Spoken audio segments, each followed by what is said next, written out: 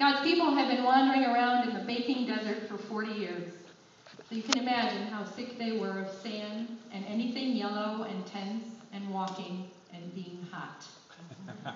And how happy they were to reach the edge of the desert and to see their beautiful new home right there in front of them, all cool and green and lovely.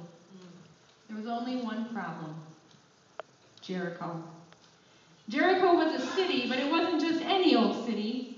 It was a fortress, and it stopped anyone from getting into the land.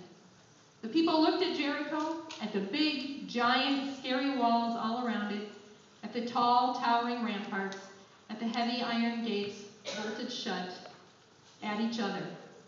What could they do? No one knew.